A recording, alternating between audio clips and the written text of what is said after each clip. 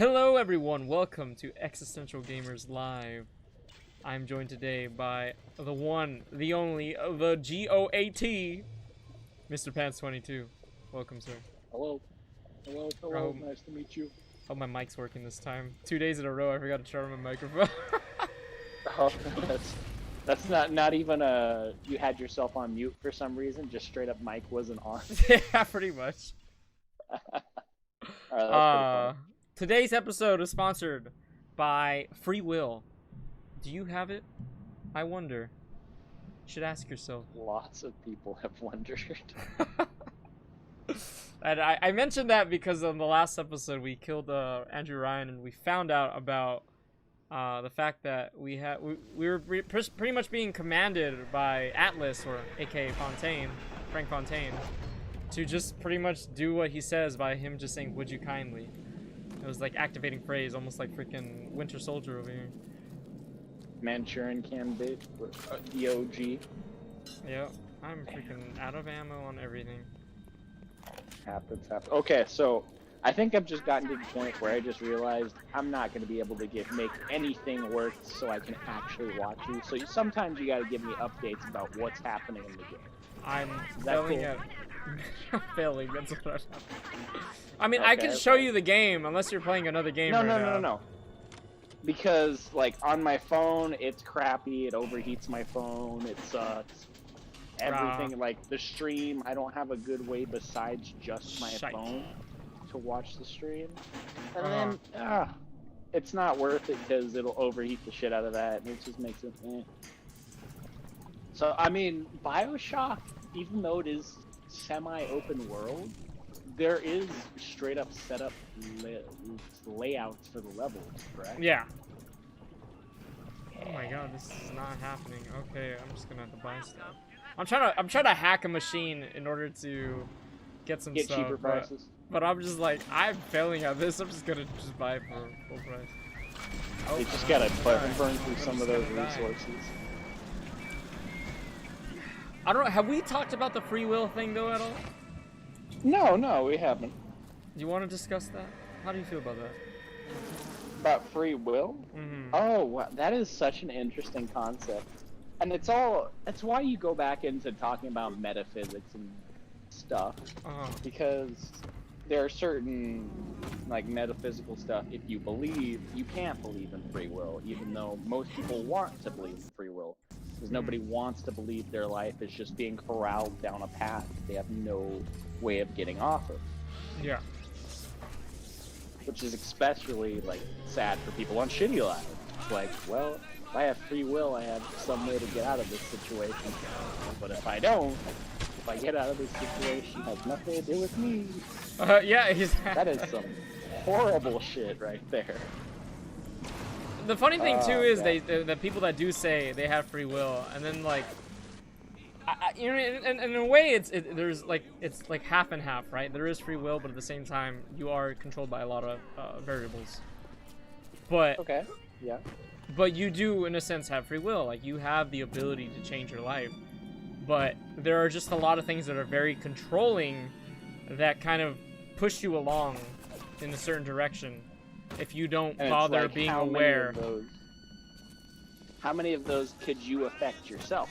Yeah, well, I think you can affect all of them, but it's more of the fact that your vehicle, your body, is essentially majority of the time on autopilot. You have the ability to take control of that, but most people are not aware of that. They just leave it on autopilot. Interesting. I think this is the first time I heard you talk about this particular concept. Oh, really? Yes. I just, like, let's take something like emotions, right? You know, emotions can be very controlling. Like, you can literally just let them run your life. Oh, geez, I don't know. Oh, well, you know, since you said something a broad term like emotions, I'm going to have to ask you to define the emotions. Well, more or less, emotions are things that we created. Like, when it comes to the word. I heard you differently. I heard the motions. Oh, emotions. Oh, no, I meant emotions. Okay, that makes sense. Sorry, I'm trying to fight like 5 people. Oh, no, actually, it's just 1 person. Nope, never mind, more of them are here. I'm trying to explain metaphysics and Kill a bunch of guys at the same time. Well, I always thought that was the fun of this game.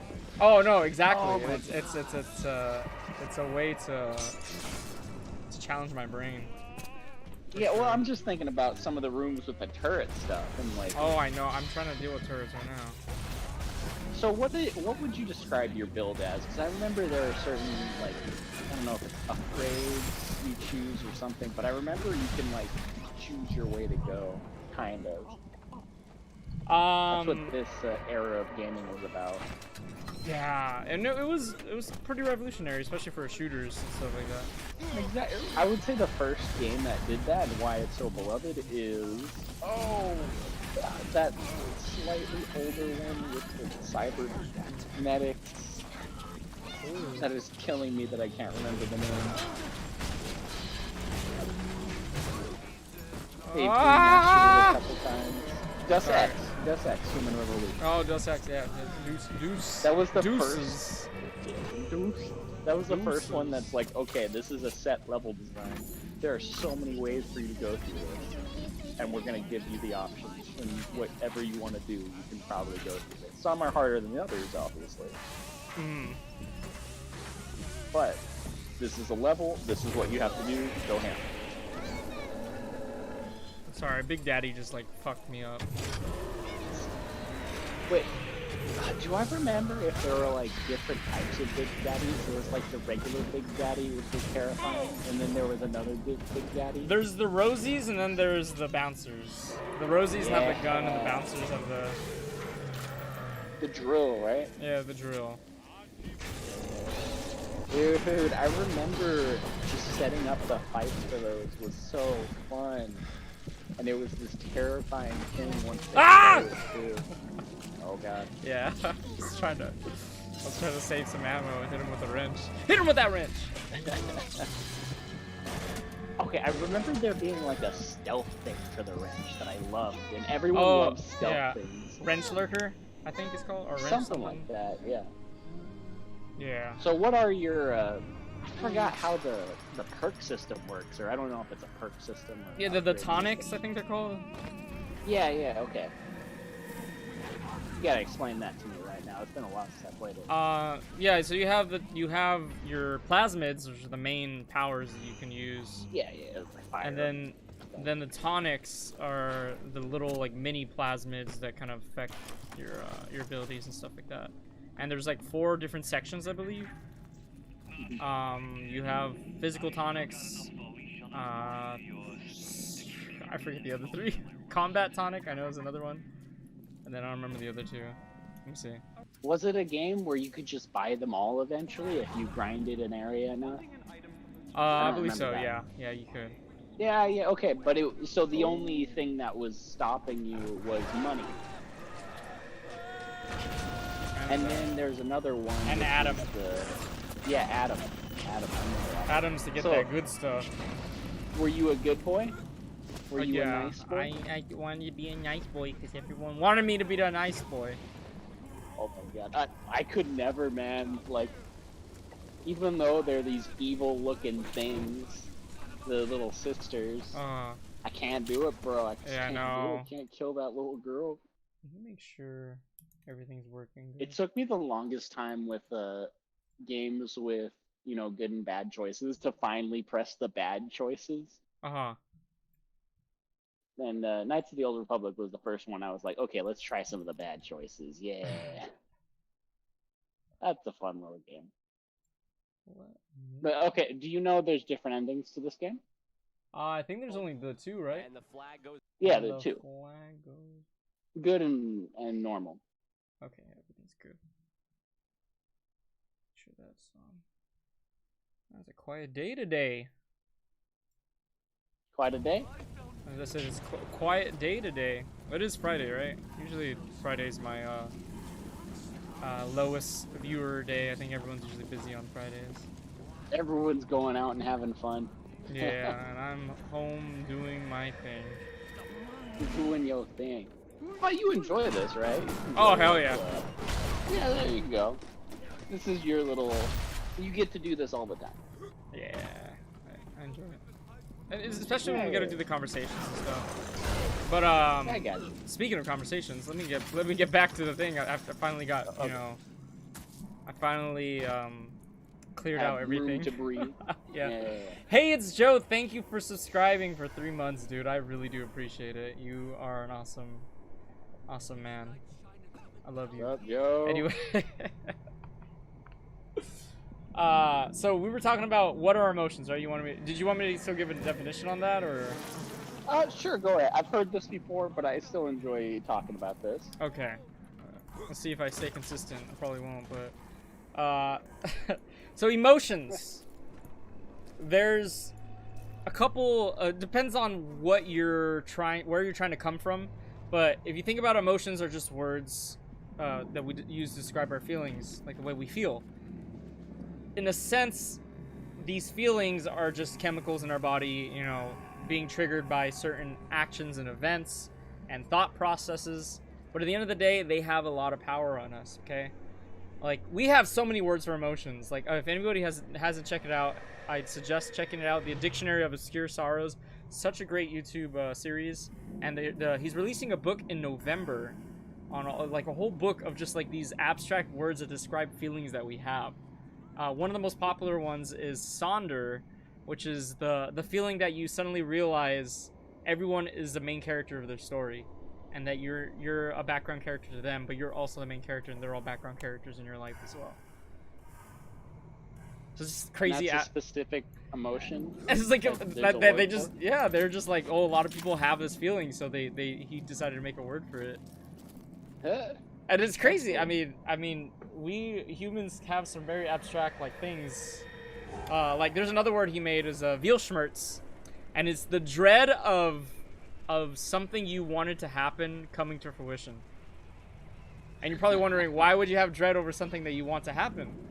Well, it's because then you're gonna be like, okay, what now? What now exactly? I wonder if he has a word for realizing your parents are just people too. I wouldn't be surprised, but that's a good one too. Yeah, I that's something that I realized about 4 years ago that hit me. I was just like, my parents are just trying, man. Parents are people, yeah.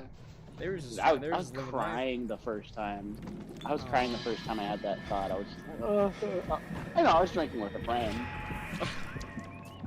And what's up, Junior? What's up, man? Thanks for coming by. Yeah, you know, and I think that's a big key part of life where you have to make a decision. Are you gonna blame your parents for everything that who you are, or are you gonna forgive them and understand that they are, like you said, people, and that you now can take the responsibility and the knowledge that you have gained from knowing that they are people and they tried, and just try to get better. Yep. I mean, the second one takes a lot more time, but.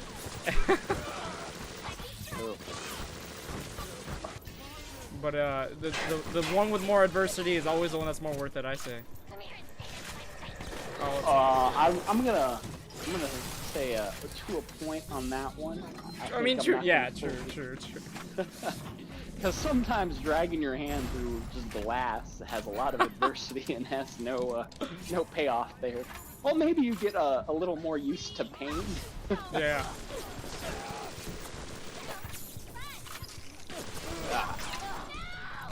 You know, the terrible thing about me, by the way, stream, I am a little tipsy and I'm very lightweight right now. I had 2 Trulies, a lemon iced tea, and then a raspberry iced tea Truly, and I am decently drunk off of just that. And it's great. I'm so drunk I forgot where I was going with that. Shit. I was wondering too. Can you remind me how I started that? You're just telling everybody, like, by the way, I'm drunk. Yeah, right before that I was starting. Oh, I remember. I eat like shit. I'm just gonna eat some spinach diplet, you know? And I'm gonna be happy with that. I died. What's up, D1? Rip. Welcome, everybody. Thanks for stopping by. It's the crew. It's the squad. Squad up. Squad up. Dude, this week has been great. I've been having a great week this week. I'm glad. How glad. How are you feeling? A little stressed out coming up on the day off, but you know, that's just I need the day off type of thing. Oh, you have Saturday off? Oh my god. Yeah, I do. And you know, it's a lucky thing. Occasionally that lines up. I still got one more day. Oh yeah, Oh, I missed. one mate. Oh, I missed. I think I remember that last area you were talking about. I remember that it being pretty brutal because there were a bunch of the higher level splicers. And they just keep coming. And they just keep coming, yeah. What's your favorite tool right now that you have to take out a single person? I would say the crossbow, but I have to like be really good at aiming. I got you. I Yeah, I don't remember much of. Oh, was that like a sniper weapon you got very recently? Yeah, you get it at Fort Frolic. So not quite recently, but like 2 levels ago, I guess. Gotcha. So decently recently. Yeah. I think you get that around the dudes that like teleport or turn invulnerable for a bit. Yeah, right? there's a more Houdini I think the Houdini splicers. splicers, yeah, but I think the Houdini splicers are a little bit before that too. Oh, okay. Oops. Those are a brutal enemy to be introduced to.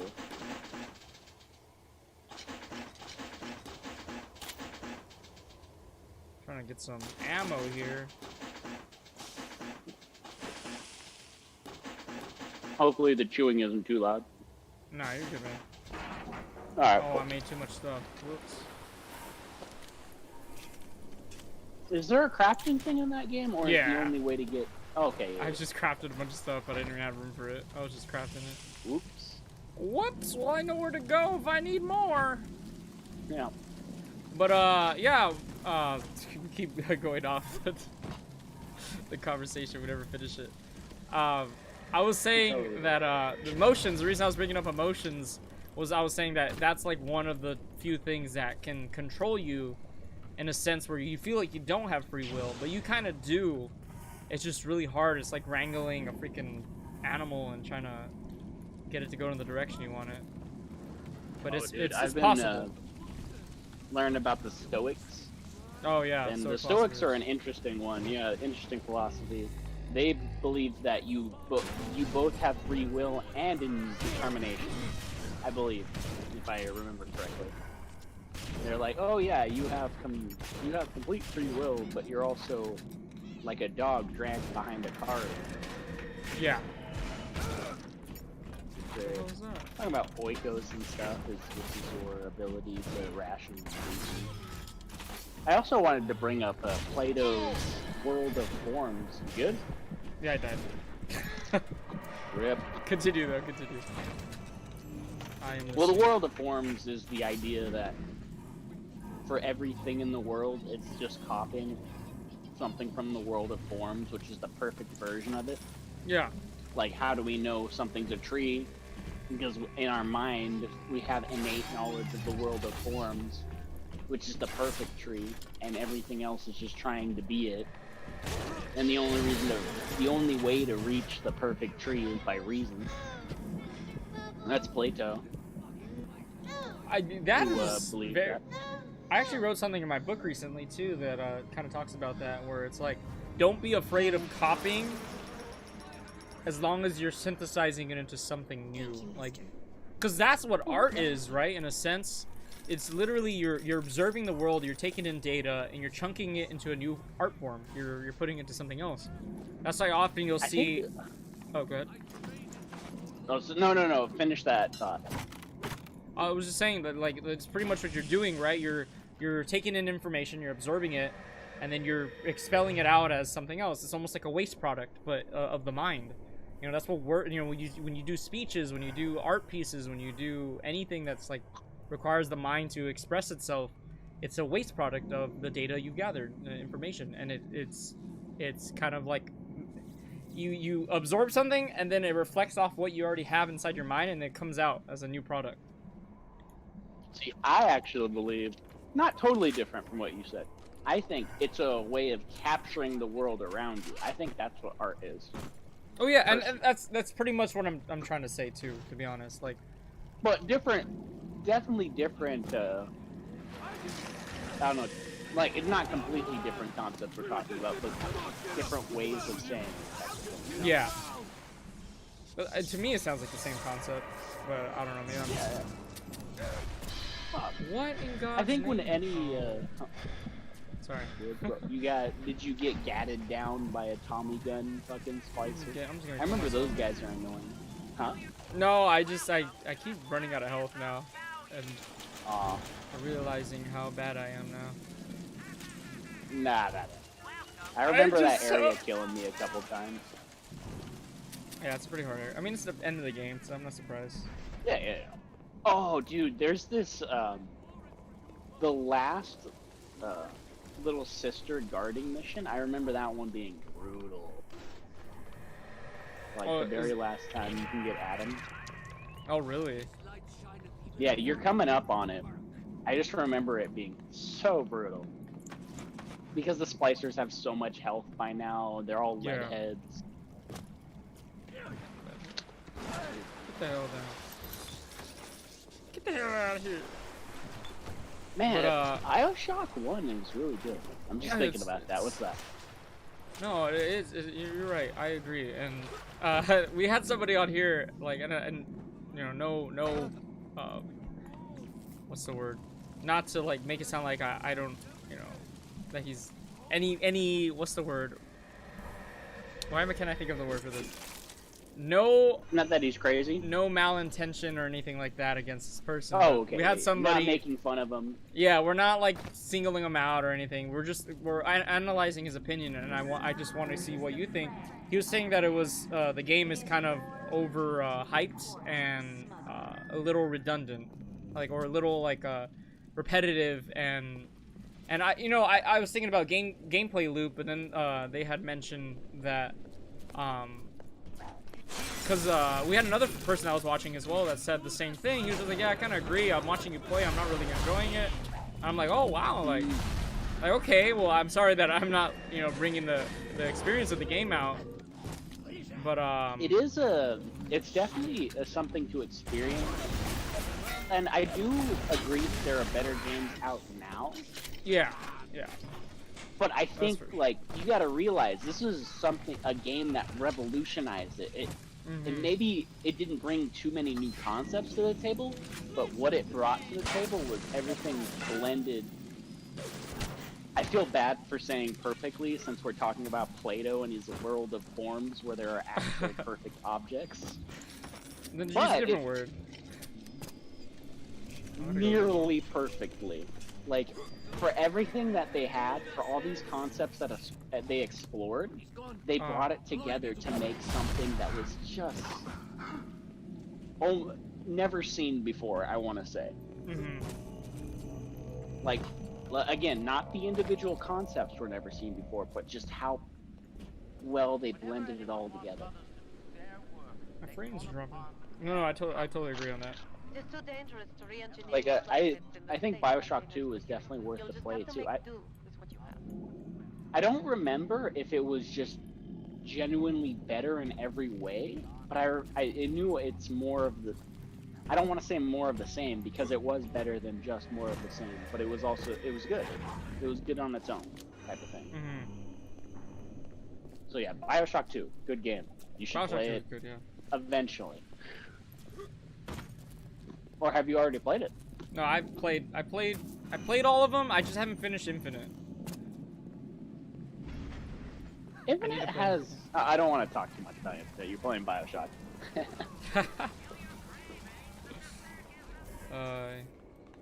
I do want to say, though, that I never found the...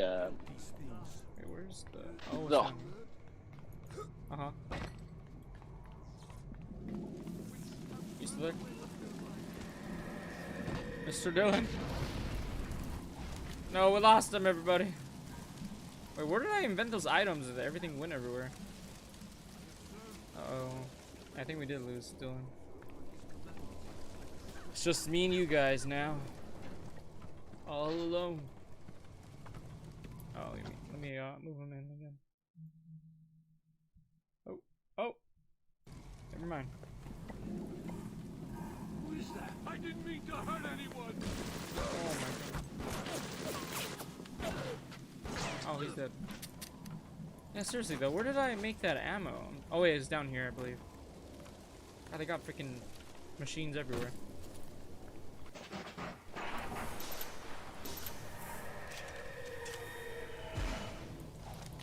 And let me reload. Yeah, but we were talking about, guys, we were talking about free will, and how I was saying that I do believe we do have free will, but in a sense, we kind of don't either, because there's a lot of things that kind of put us on autopilot, that if we're not aware of those things. Give me a second. Yo. Hello? Hey, there we go. Sorry. Yeah, sorry about that. I think my laptop finally finished updating, so it's it freaked out my phone, I guess. No, it's not good. Alright, thank you. So what was the last thing I said before I cut out and randomly disconnected? Oh, you were talking about how you said you didn't want to talk about Bioshock Infinite because I was playing Bioshock.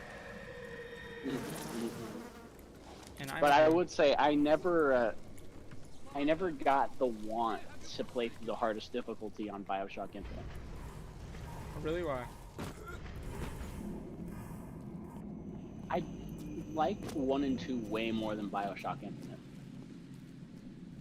I think it has to do with the underwater? No. I thought the change in whatever setting was alright. Okay. And I'd never finished all of the DLCs. I only finished one of them. God, I'm getting that that bug to want to explore and stuff like that. Yeah, go ahead. I mean, no, but I want to get through the game because today's the last day I'm playing this game. So. Oh, that's too bad. You should be able to shift your schedule around, not be so rigid about it. I like to. There's a lot of games I want to get through, and so. Gotcha. There was one moment in this game that I was so happy I explored for, and I think it was for a certain, the freeze, plasmid. Oh, no, it was for the shotgun, actually. What about and the you shotgun? go into this... I think when it you was, get it? maybe at the time you got an early shotgun or something. Maybe I accidentally went the right way, but I felt like I went to this combat room, and it's something that was totally missable. Maybe it wasn't, but I feel like that was through exploration. Maybe it was an upgrade. Are there weapon upgrades in Bioshock 1? Yes. Yeah. It might have been for a weapon upgrade. See, and that was one thing that was really great about Bioshock was all that extra stuff that you start seeing in a lot of other games after, right? Right. I mean, even Doom nowadays does that. Exactly, Doom. Doom was I don't want to say a copy of Bioshock, but they took a lot of the influences from it. Yeah. Even though I only got a chance to play Doom Infinite because that was on the Game Pass. Or not Infinite. What's their second one? Doom something. That was the sequel to the 2019 Doom, I think. 29. There's 2016 Doom and then just Doom Eternal. Yeah, okay, 2016 Doom. I never had a chance to play 2016 Doom. Just Doom Eternal. Guy got drilled. Which is good. Oh, bro. You don't want to say that in TOS, bro. Just kidding. TOS. Monka TOS. That's a good little emote, if you've never seen it. I think so. That's just Pepe the Frog. It's like a Monka S, but his eyes are replaced by a glowing TOS. Oh.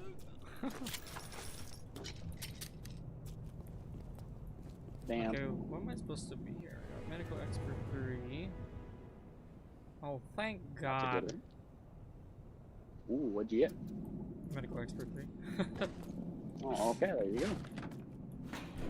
It's oh, are you buying from the Atom thing? No, I picked it up. It was on the floor. Oh, nice. See, D1 says, final vending machine joke. I asked for incinerate plasma, and they gave me hairspray and a lighter. Honk honk. I mean, that works too. That works too. Okay, let's go over here. I don't remember if Bioshock 1's flamethrower type of weapon, not weapon, but flamethrower thing was good. Because I know in a lot of games, they really make the flamethrower feel really bad. Now you are having freedom. Su Chang's drugs should have no hope. Because in real life, the flamethrower was this fucking horrible thing that killed everything. Yup. Chemical warfare.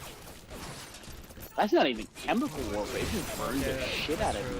Right. It melted the skin off your bones and shit. Or I mean, they had, technically it's chemical, right? Because fire burning things is a chemical reaction. But like chemical is more of the like the after effects kill you, not the actual exposure to the chemical. True. Well, I guess, yeah. I guess fire would still be a physical reaction, I guess.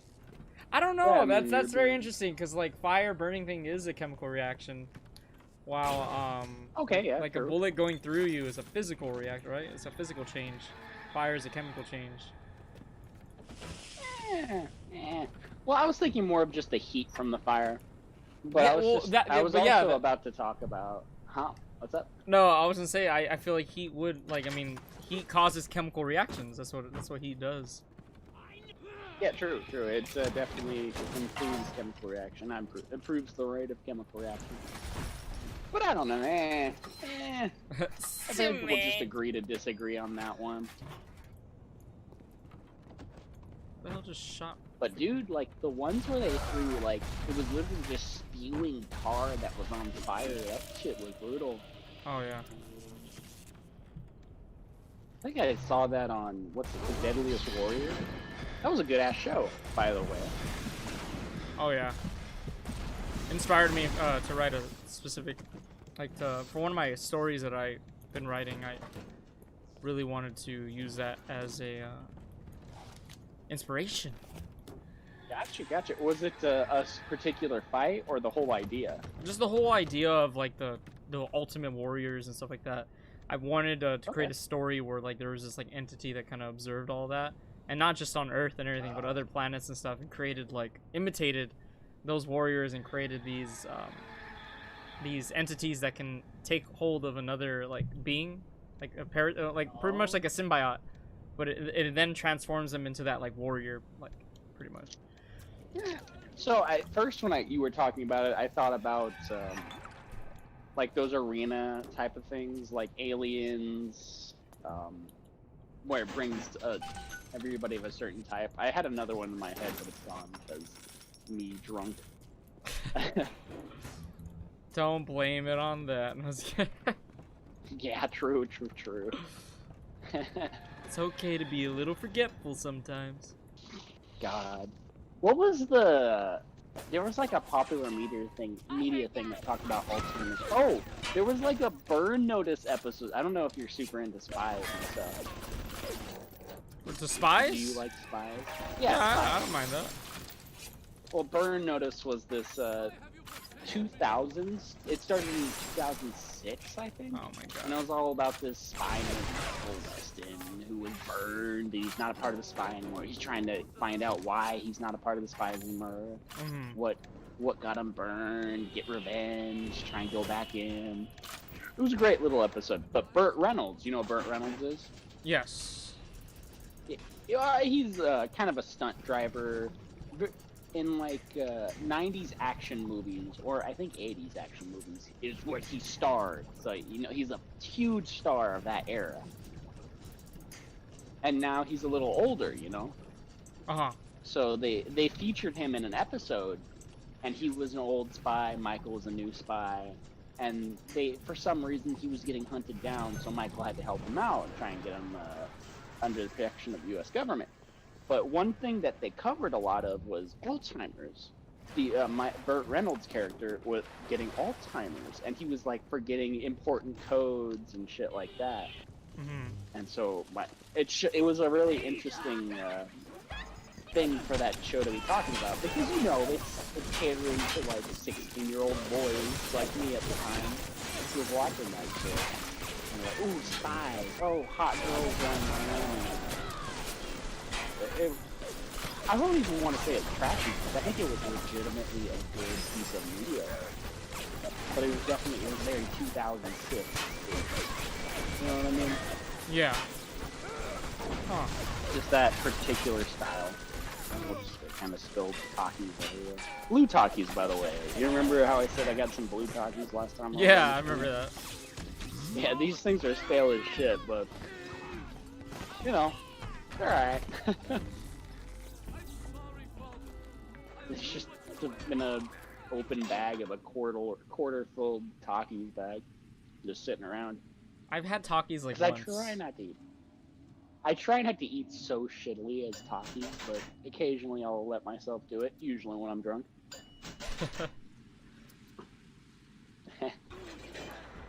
So I'm eating fucking spinach dip with Takis. Oh, that sounds good actually. Oh shoot, Well, I you know left. spinach dip is terrible for you. I was gonna make salmon today and I just realized I left it out. Oh no. God, there's so many of them! Oh! Help me, Big Daddy. I need help right now. That's what you attack in the betrayal. That's when I need bees. Bees, everyone gets bees. Oh, and I hit the Big Daddy. Oh, of course I did. Well, you fucked up.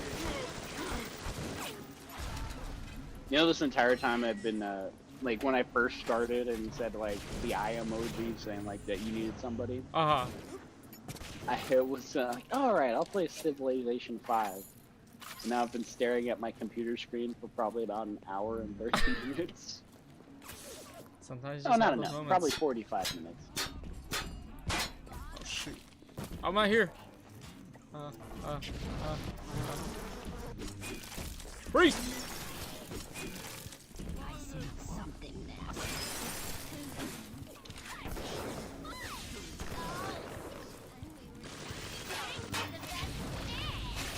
Oh god.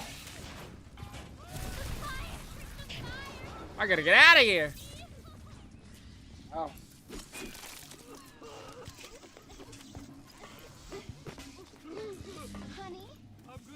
Oh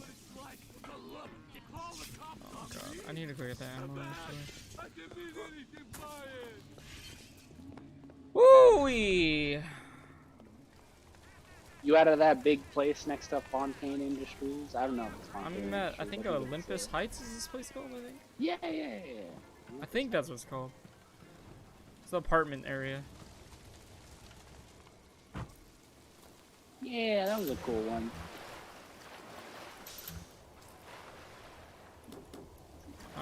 Alright.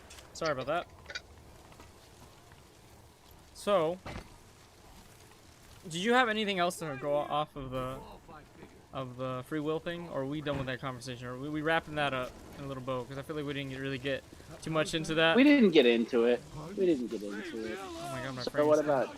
I started talking about the Stoics, and I didn't say what they believed, and they believed that you both had free will. Oh no, I said that. And that you were also, fate existed. And you were tied to the cart of fate, even though you did have free will. Yeah.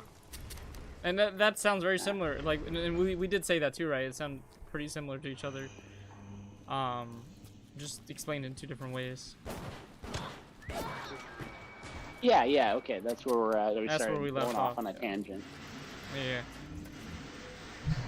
That's where we left off. But yeah, I mean, I agree with that. It is like a freaking cart, and you have to just learn how to take control of it. Otherwise, you're just a hole in a china shop.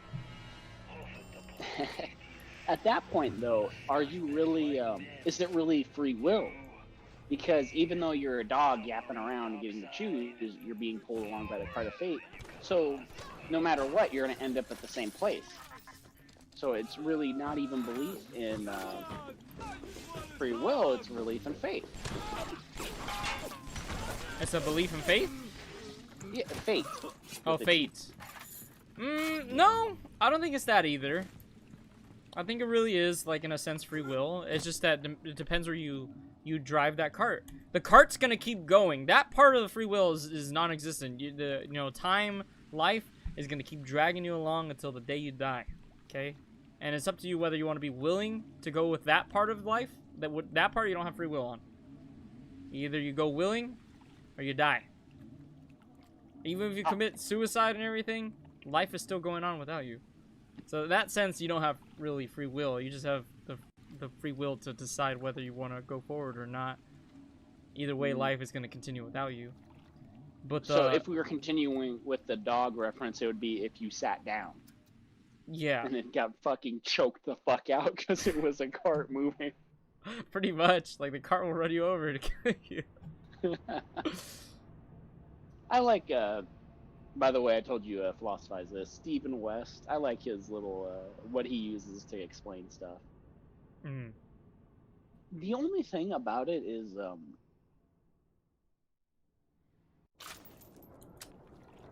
if you're listening to him as he says it, when he's talking about different philosophy theories, he talks about them as if your life needs to be lived by them. So it's a little confusing sometimes. Sometimes he'll say different things as if he believed in them. I mean, it's a slight harp on some dude that doesn't know I exist. Has a very successful podcast. You ever want to start your own podcast? I feel like everybody does. No, I don't want to. I'd like to, as Steve-O once said, I would love to be. I love being a guest on them. I mean, that's why I invited. I mean, I was one of the people that wanted to start my own thing, and I mean, it works out. Then this is a born romance right here. It works out. Thank you. Oh baby, it works. Yes, man. Speaking of which, I'm actually been getting a lot more people to start coming on this. I'm gonna have a lot of new people in the next month. I'm excited about that. Yeah, that's good. You get a bunch of different perspectives, and it's just it is inducive. I don't know if that's a word. To more conversation. Yeah, and a lot of unique individuals. Like, you know, a lot of them are in different fields. And it's gonna be great to like kind of see their perspective on a lot of things. And at the end of the day, you know, talk about life. You know, like, how's life for you? What do you think about what's going on right now? What's, you know, I think that's fantastic. It's a great way to see a perspective of a bunch of people and like kind of hear them out and maybe take a little bit of information from what they're telling me and stuff like that, and, you know, see if I can apply it to my life. Hive mind, humans hive mind, just very efficient, yeah. Yeah. Inefficient, I meant. Oh, that's what I meant too. I'm just going back to that Vsauce video I talked about, I think the first time I was on here. Yeah. Sorry about that. You get some talkie in my throat. Ew. It's just uncomfortable. I don't like it. I don't like it. No, sir. I have to become a big daddy, right? I forgot about that. Yeah. That was a good little, like, weird thing, you know? Forgot about this part. It's kind of interesting that at the very end of this game you become a big daddy. But, oh, I had the wrong ammo on. Dude, you know, that would make it really crazy if you were doing the bad ending. Because, like, like your choice is, do you save these girls or do you harvest these girls? Mm-hmm. And it's kind of wild that you would become a big daddy. Yeah. Bubbles. Well, I was gonna say, I know the Bioshock 2 guy is separate from the Bioshock 1 guy, but I just find it interesting that, you know, at the end of this one you become a big daddy, and in Bioshock 2 you're a big daddy. Yeah. I forgot why you're a big daddy or why you get whatever. Doesn't it start off with your little sister being kidnapped? Yeah, there's like a special little sister. I think it's the daughter of somebody else, and then you have to deal with the big sister. Which I think at the end of the game you realize is your old little sister. Yeah. Okay, I don't know. Yeah, something like that. But, maybe, it's been a long time.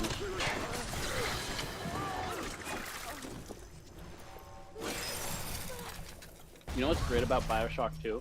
What? It was the last of the quote-unquote modern games that my computer was able to play. Oh, really? Yeah. And even then, like, it was throwing up, like, errors, like, this game will probably not be able to play on your laptop. Where do you think you're going? You need to become a big daddy before Me, where do you think I'm going? I'm trying to get over there. I died, woman! Leave me alone! She's yelling at me because I died and teleported to somewhere I'm not supposed to be. Oh. Alright, give me a second, guys. I need to take care of something really quick because I think we're gonna get our guest that was supposed to be here today. I think he might be joining us. Okay.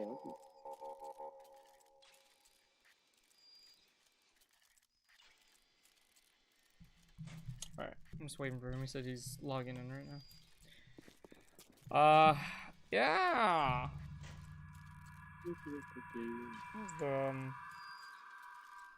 Oof. How do you feel about communication, Dylan? Communication? What do you mean? Just in general. What is your thoughts on communication? It's inefficient, which is why the human, what's it called, hive mind is inefficient, but still a hive mind. How do you think we can avoid that hive mind mentality? I think it's inescapable. I think, Really? have you ever seen, what's it called, yeah, as communication evolves, we turn into a hive mind. And I think, no, I don't want to say that. I was going to say, like, oh, we were always meant to be a hive mind, but I think that it's just the natural step up, you know what I mean? I was going to say, in a sense, we are kind of one entity, right? The whole universe is if you think of humans as a race, as a... I was just thinking all life in yeah. general. Yeah. We're all a bunch of atoms. We're all controlled by these atoms. Fucking Adamists. Atoms. Correct. I don't remember what they're called. Greeks. Fucking Greeks. They fucking thought everything because they had a nice little fucking time. Oh my god, yeah. Bitch! No thank you. Oh, I got the Big Daddy boots now. Now I sound like a Big Daddy walking around. No, no, no, no, no. Nice. Oh my god, all my games need to be updated. Gross. What was I that? finally got into my Steam. And what happened when you got there? All my games need to be updated. Oh, every Lord. single one of them. Oh, Lord. Not every single one of them, but god damn, dude. Might I should as have well be, huh? Yeah. No, that's negative thinking. We shouldn't think like that. Let me mute you for a second so I can blow my nose. Alright. No, there's no tissue I in want the to say room. mute me. No. I was like, what did I do? Why does that have to do? No, yeah, sure. No, mute myself. My apologies. So, I think, I'm gonna pick up this grenade really quick. The idea of positive thinking, right? What do you think about that? Like I noticed that when it comes to like hanging out with friends and everything, that negative thinking is usually the funnier route and like kind of lets you empathize with everybody more. But oh yeah, like positive thinking can be totally like toxic. It can totally yeah, it can be maladaptive. It can be maladaptive if you don't use it right. Yeah. It can be really bad. Because it's kind of like negative spirals in a relationship where you're talking to somebody and they kind of both bring out the worst of each other. Mm-hmm. Like positive spiral, it can be just as bad because it makes it so like the problems never get actually dealt with. There's a reason why stress exists. There's a reason why we take stress. Yeah. Sorry. I was just gonna. Man. I know you're playing the game and talking. No, I just like when you said that, my brain was just like, oh, words, say the things. Oh, there's 3 Big Daddies in this level. Oh god. And they all attack you. Oh my god. All at the same time? No, I'm just kidding. I'm gonna but- mute myself. Okay, I was gonna say, what did you say? Shoot. Now I'm forgetting my memory. Oh no! I forgot. Oh, positive thinking, right. Yes, positive thinking can be delusional, just, you know, aka if you've ever seen or heard of the movie that a lot of, like, pyramid schemes and everything, they kind of push it a lot, is, The Secret.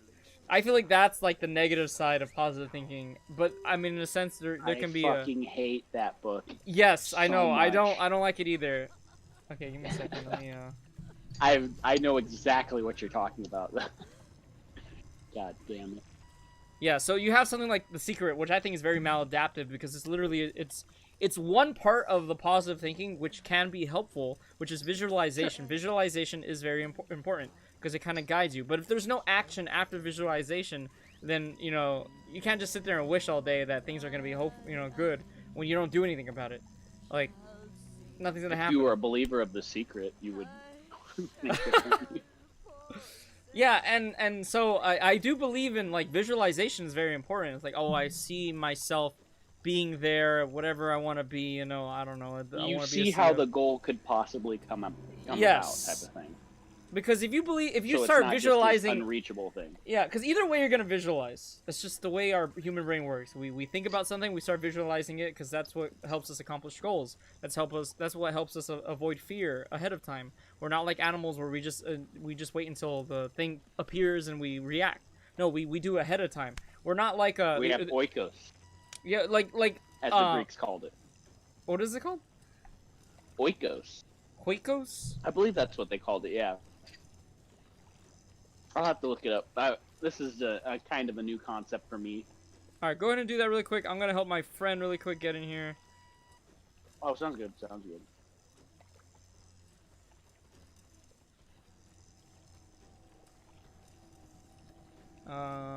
And guys in the chat, feel free to hop in the conversation whenever. I will read your stuff. Don't be shy, y'all. I am here for you. I know it's a sluggish day. It's one of those days where you just want to chill out, but it's always great to have a nice conversation. Feel free to hop right in. Don't be afraid. Sorry, I can't see it, but at the very least, Mr. Existential Gamer over here will relay the question, and I can talk about whatever you say. Okay. Yep, that is true. I will do that. Did you find out what it was? Oikos? Yeah, oikos. There's a lot of people stole it. Oikos. But okay. O-I-K-O-S. Yeah. There's a yogurt company that apparently uses it. I'm gonna click on the Wikipedia disambiguation. Just to make sure. Oi! Alright, let me add him to the thing really quick. Harm shall parrot. Alright, you know what? Actually, let me.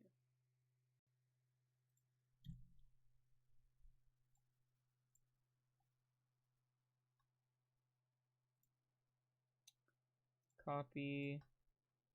Harm shall perish. Nice name.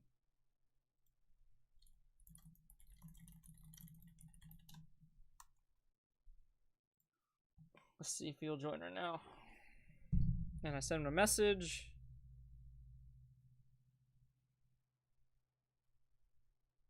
I think it's Adam West. Well, okay. The way Adam West used oikos, it was like the ability to plan kind of thing. And he used Jersey Shore as his example, which is interesting. Because I've never seen Jersey Shore. But he was talking about how, like, when they would get blasted drunk and be like, and it would cut to a moment before they would drink in and be like, I hope I don't cheat on my significant other. Okay. Yeah, I know. It was kind of a far left, random, or left field, random fucking example. But see, that is an example of, like, the Secret kind of thing, where it's delusional because you are thinking that there's some sort of system, this ability that is outside of your, in a sense, outside of your control. But as long as you believe in it, you're just gonna pray to that instead. yeah, you're praying to that, and it's just like, no, it's you. Remember, it's you. And like, I get it. You have control, bro. Yeah, you do have control. Like, you don't have to worship this freaking entity that is gonna give you all you want. But I mean, that's how it works, right? For a lot of people, they believe in no offense to all the people that believe in religions out there. It's just that this is the way I see it. It's just, you believe in this entity, and then you tell yourself, well, as long as I believe in him, everything's gonna be all right. Yeah. And sometimes it works. I mean, people have really strong faith, really strong belief in that idea. They'll just go along with it. If something bad happens, well, I guess that's what he wanted to happen. That's what the God wanted to happen. That's gonna be. I mean, oh man, it helps out so much about that too. And it helps. It helps out in the long run. It keeps them sane in a sense. In their own head. If horrible shit has happened to you, like, that's a way to rationalize it. Like, fuck, like, all this bad stuff happened to me, but it's just a plan to make everything okay. Like, that's a way to rationalize it. That's like something that people have lived with and think like, okay, yeah, this is the only way that keeps me sane. This is the only way to make me think the world isn't just chaos and there's nothing I can do besides break down and cry. Yeah. But see, and that's why I say, in a sense, I like to cut out the middleman, and you're going straight to the source. There's not this like idea that there is another thing controlling you. This idea of people thinking, look, there could be a creator that created everything and all that. I would not, I will not shoot that down. Okay. But sure. I respect that. Yeah, and if that's true, he did a fantastic job. I mean, look all around us, all this stuff that's all around us here. I mean, he gave us that ability to create all this, in a sense, if it is true. Even just to look. Yeah, but is he a manager? I mean, maybe, but he's a manager. You can say his management style is physics. He created the rules already. There are rules in place. Okay. Everything else, up to us. We can't go being like, oh, keep me safe, put a roof over my head. No, that's up to you. That's your job. You manage your life. That's like the deist standpoint, isn't it? Probably. I don't know. But at the end of the day, I mean, there are already rules that they created, and we need to just react. We, in a sense, need to control almost. Control what we can control. That's why use the rules. Yeah, use the rules and play the game, in a sense, to the best of our abilities. That makes me think of like a Wall Street type shit. What was that? The game, bro. Oh, yeah, I know, and it sounds very like what's the word? Non-emotional and everything, like, oh, very utilitarian, like, you're trying to just be a man and stuff like. No, I'm not saying like just be a man, tough it out. No, it's just at the end of the day, at the end of the day, that's all you can really do. I mean, if being hopeful and praying and all that helps you, I mean, give me a second, he's calling me. Gotcha. Hello? Sir Pierre. Hey, you just hit the join voice button. See that I sent you a link? You hit the join voice button. It's not there anymore?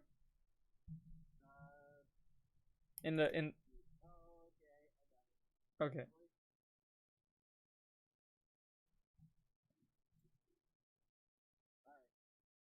Okay, you got it?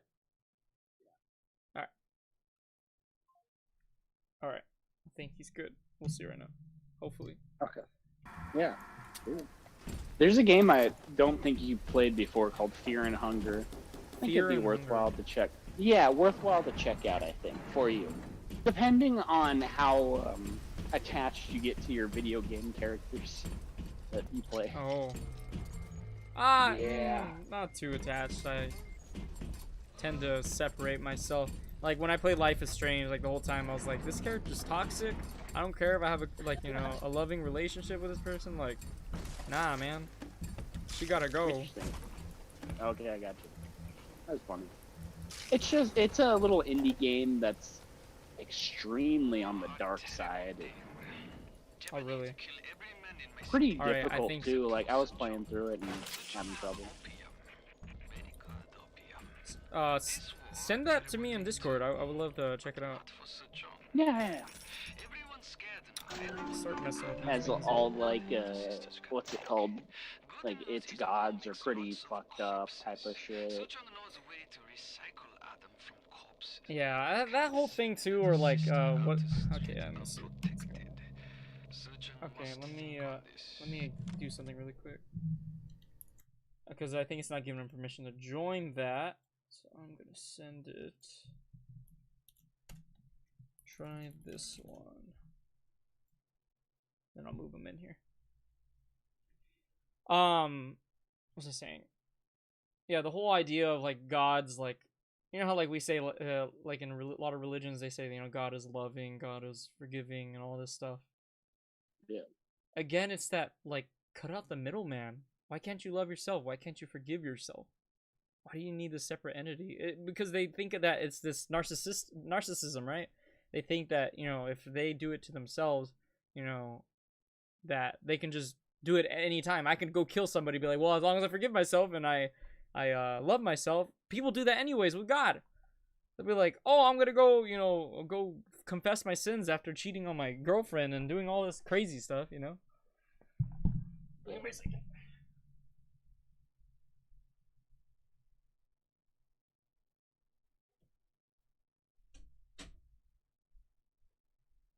Well, that's embarrassing. You good? I totally forgot I left my door open. So I'm like yelling into the house about all this stuff. Gotcha. But my mom's very religious, so she's probably gonna give me crap for that later. Oh shit! Oh shit! That's all good. Just keep head down. We have those conversations, and I tell her all the time, like, look, I do believe there's a creator and everything. That part I'm okay with. But the part I have a problem with is when we start saying, oh, you have to rely on that. That's because sometimes I'll be like, hey, you know, I'm not feeling good today. I'm a little depressed. And it's like, well, if you pray to God, it's like, no, I want to figure this out. Like, I don't want to just take a shortcut and just be like, this thing that this entity I'm talking to just told me that I'm gonna be okay. No, that was me telling me I'm gonna be okay. Because at the end of the day, that's what it is. You know, like. But it's hard to explain that because, you know, they believe the story. At the end of the day, it's what you believe in. Do you believe that you have this imaginary? I don't want to say imaginary, but you get what I mean. If you believe it's incorporeal entity watching over you that you believe in is telling you that you're going to be okay, then you're going to be okay. And again, it helps. It works.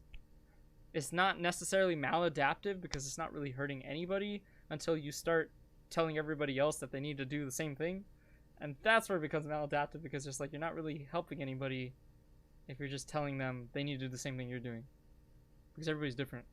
That's why, like, growing up, you know, I was always told, oh, you need to go to church. You know, I'm like, this is not helping. It's not working for me. I was like, well, you're not believing hard enough. Oh, okay, thanks. It's just not my story. It's just not the thing I want to believe in. I'm having such a hard time trying to share this game through Steam. What game? The game I was talking about, Fear and Hunger. Oh. Give me a quick second, okay? I'll be right back. Sounds I good, gotta man. help this dude.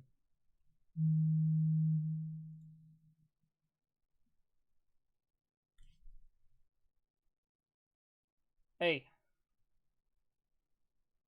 How's it going, sir? Can you hear me? Yeah, I could hear you. Okay. We're gonna do something just to work around this. Let me Yeah, I'm not sure what's going on. It's okay. You'll I mean you're just figuring out Discord, right? You haven't used it before. No, not really. Yeah, it says you joined the channel, right? You see the Baron's Tavern thing on the left. Yes. click on that, and does it show a bunch of rooms and stuff like that with the like little octothropes, the hashtag symbols? Yeah. Okay. If you scroll down, do you see the one you saw where it says screening room, whatever and stuff? Let's see. Yes. Okay, click on screening room. Okay. There we go. I got you. I heard 2 beeps. Oh, and he went back. Okay. Oh. Oh, you got to stay in here, Pierre. Oh. Okay. Give me a second. Hey, how come you keep moving back? I don't know, and then I can't really hear the Okay. speaker. All right, is that better? We'll just stay in here. It's fine. I don't know what the fuck's going on. It's okay. This is the voice thing I use to usually communicate with other people. Yeah, welcome, Mr. Pierre. How are you doing? We finally got you here, halfway through. You know what's funny is I feel like a fucking old asshole right now.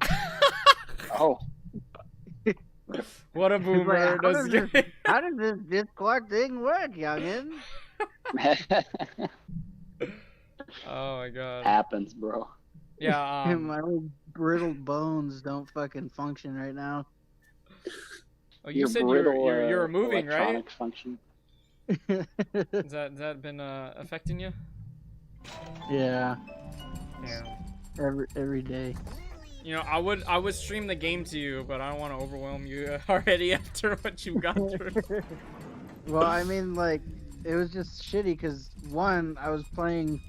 Have you played Outriders yet? No, I've heard of it and I've seen a little bit of gameplay, but it didn't really seem like my cup of tea, to be honest. I've never heard of it. It's pretty dope. It's like The Division meets Gears of War. Okay. I like Gears of War. Yeah, so it's got Gears of War, like, what's the word? It's like everything blows up like Gears of War, so like people are fucking like the dynamics, I guess.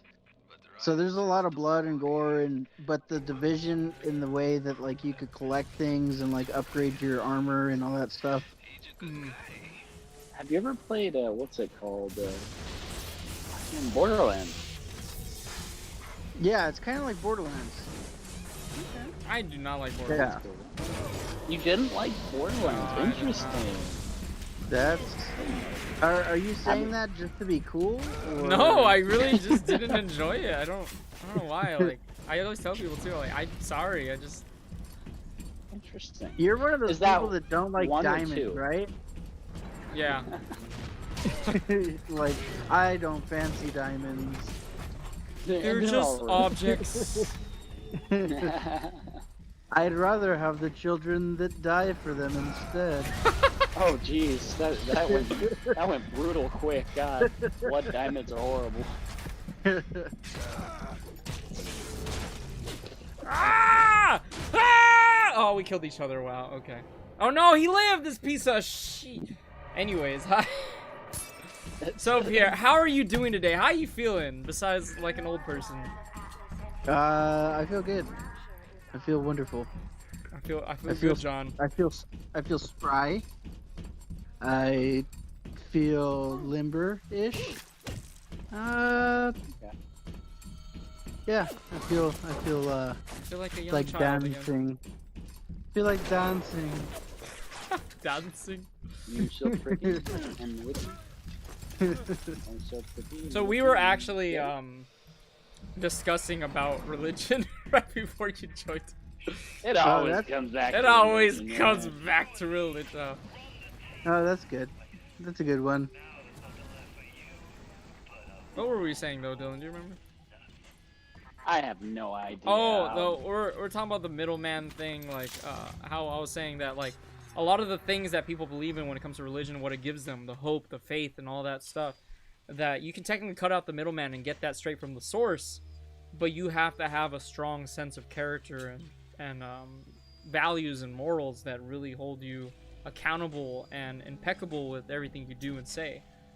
But at the end of the day, I mean, a lot of people need that, and I hate to say it, but it's just the way I see it.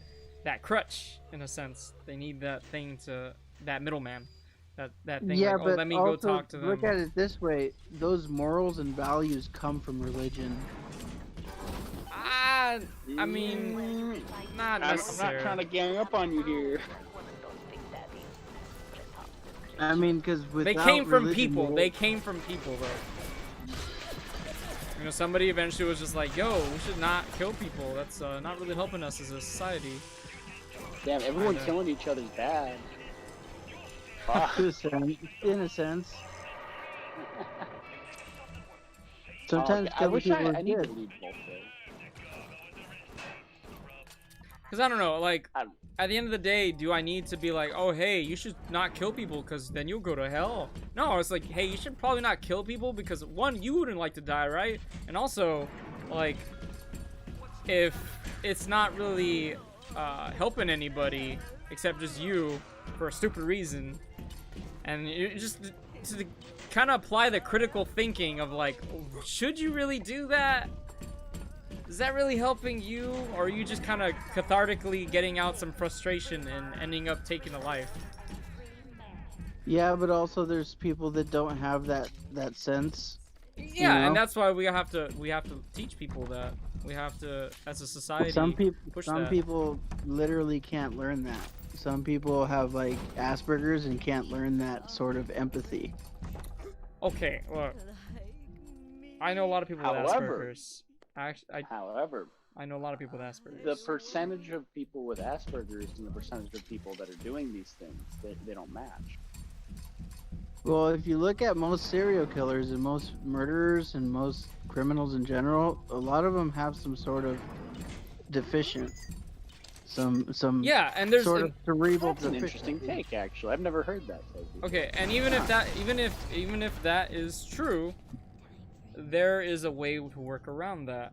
You know, we just Yeah, because somebody you has gotta a kill mental no, if somebody has a mental if somebody has if somebody has a mental condition, we can choose to understand it. It's not. I always use this as an example. Let's look at somebody like Hitler, right? He did something. He killed so many people. Had all this. You know, I mean, he was a good leader. We can't argue that. But at the end of the day, he was pushing a lot of stuff that was not very good for a lot of people. Let's be honest. But at the end of the day, do we just say, "Oh, bad"? Stamp that with a seal of approval, and you know, ship it away, kill him. Let's move on. It was just a really bad experience. You know, that's it. No, we need to understand. Why did you do that? Where did that come from? How can we stop that from happening How did he get again? some power? Yeah. Well, Yeah. he got into power because the country was so devastated after World War I that it needed somebody to pick him up. And exactly. And he was dead. And so And we he have was a quick fix. That's what he offered. He offered, and like, I and can get you out. yeah, and so we have a group of people who were looking for something to hold on to. And again, that goes back to the whole religion thing. Why do people go into religion? They need something to hold on to. They need something to speak to them. Who are they? Give them purpose. Give them life. And if you can't find that from inside, then you're going to easily fall for any group or society or any idea that you know speaks to you just a little bit. Promises it. Yeah. Yeah, that promises that anchor to hold on. And that's why that's why I say, like, you know, at the end of the day, yeah, some of those things were created by religion, but at the end of the day, it's people. It's just people creating ideas. I mean, you could look at a bunch of stuff from like philosophy and everything, but like, whoa, that was created by philosophy. Well, yeah, but it was people that created that philosophy, though. Like, you know, you can name it whatever, but at the end of the day, it's people creating that. You know, it's just like languages and words. You know, you can be like, oh, that's Chinese, that's Japanese, that's... It's kind of one of those things, though. It's like, okay, yeah, true. People created that, but who created people? And that's the big question, you know? Mother Nature, or whatever, you know, life is creating us. The creator, whatever it is, that big old thing that we still haven't figured out yet, that's what created us. But at the end of the day, it's up to us to figure out what we're going to do with all the creation. And that's why we create rules. That's why we create all these ideas and concepts. Oh, go ahead. My personal thought on who created us is, at this point, it doesn't matter. In my personal ideology, I guess. It's like, well, we're here. We gotta figure out what to do now. So you're I don't more think on the of agnostic creator. side then. I don't like to, I mean, I like to just be like, yeah, I'm atheist. Yeah, Or, but you know, just yeah, to be but even inflammatory. atheists, right? But even atheists, most people that say that they're atheists and then say "Hail Satan," they're full of shit. Okay, but those are Okay, two different that's- people. Yeah. You're those are right, two different but people. most people, No, in you don't want to my- generalize. in You don't want to generalize. in my meeting, well, I'm saying in my personal people that I've met that say that they are atheists and then fuck around and say "Hail Satan" and all that shit. Well, you'd have to believe in God to say "Hail Satan." Not necessarily. If you looked into Satanism, they actually, they just believe. I have no idea. Because I don't. There's a I don't bunch know of different anything about Satan. I have a friend who's a Satanist. He's a good guy. It's just one of the big things about Satanism is the only, like, I would say, negative aspect of it, like, because in the end of the day, if you think that, you know, God and Satan are just kind of made up, you know, that part is No, not really. there's good and evil is for sure real. No, I don't believe in good and evil. It's just for me, it's You don't it's believe in good and evil? No, I believe it's a Human moral concept. It's a human concept. It's another thing that humans created. At the end of the day, that's up to you. What is good and evil? Something good can be good for somebody and be bad for another person. But I mean, colloquially, yes, we agree on a lot of things that are good and evil. What does this have to do with colons? Colloquially, so co is All right, together that and was a good locally one. That is was a good language. Just for anybody who doesn't know that word out there, that's where it comes from. Anus. It comes from butts. It comes from the butt stuff. Oh yeah, I don't want to start that. I want but, free like, first dates. Did I get everything I needed? You know, I don't know. To be a modern man, I think you have to be into that. I don't think I'm a modern man. the ills of modern man. Missing one still. I don't know. It's interesting. Have you ever taken hallucinogenics? Depends what kind. I mean, does weed brownies count? Because I had those ones. That's it. Yes, they do. Yes, they do, because it actually creates a chemical reaction inside your liver that causes hallucinogenics. Okay, That is well, such an interesting thing. then It I have. causes you to hallucinate. But have you ever taken like a lot of mushrooms or a lot of acid or DMT? Have I or seen anything aliens? like- No, I have not. No, Yeah. I have never taken a large amount of hallucinogenics personally.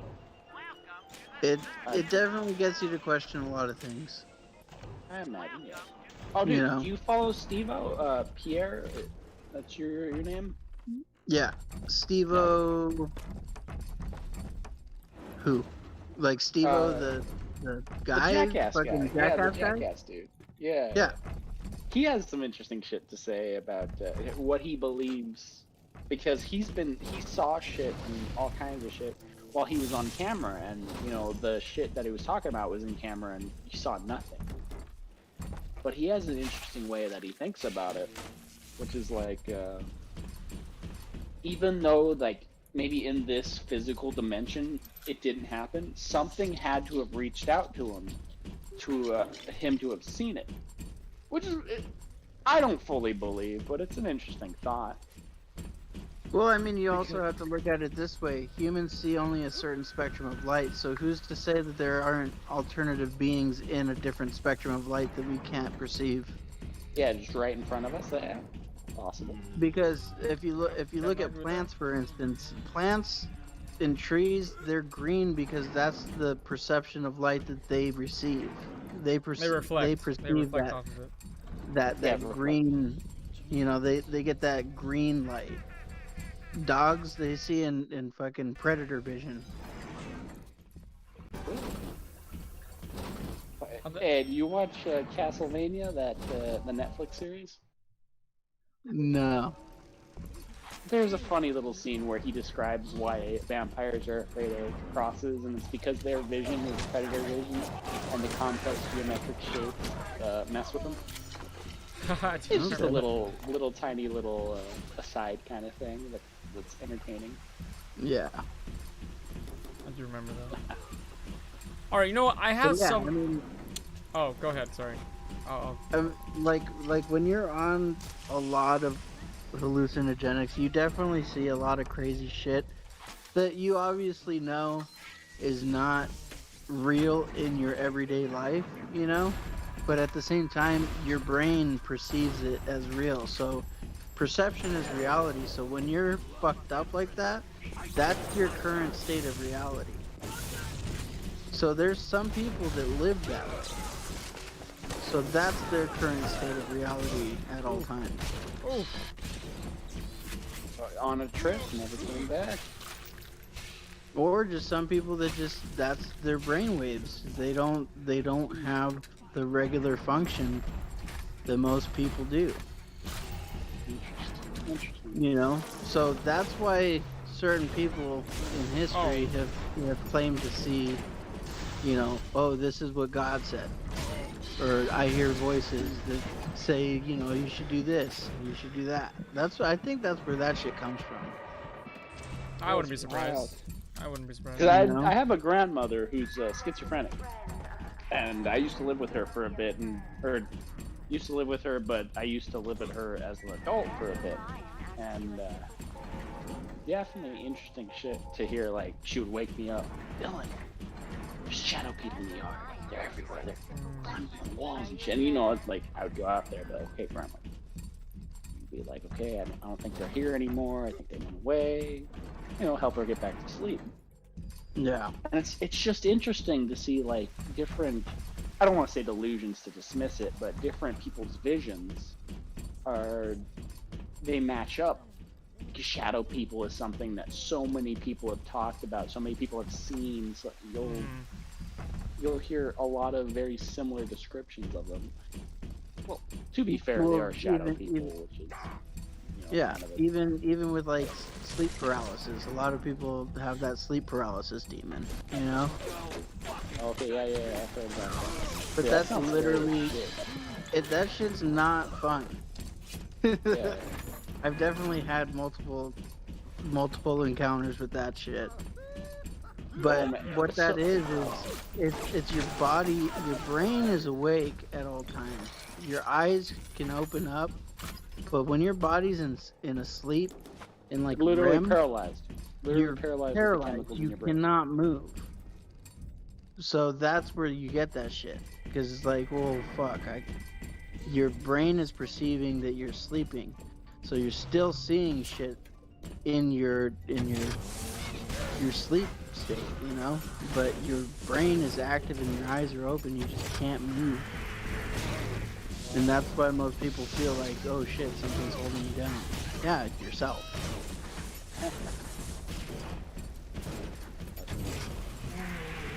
All the chemicals in your brain swirling around, giving you the ability to move or taking away the ability to move. Well, and that's also your pineal gland, you know, that's where you're tripping. That's where DMT gets released out of your body. You know, naturally, everything has DMT. So it's pretty wild.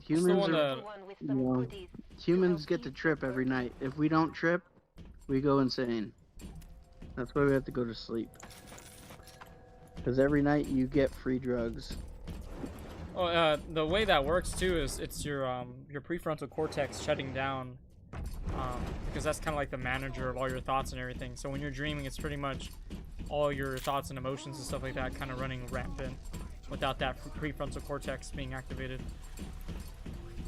Yeah, it's like a giant, what do you call it? Like a fucking, not a download, but like a dump.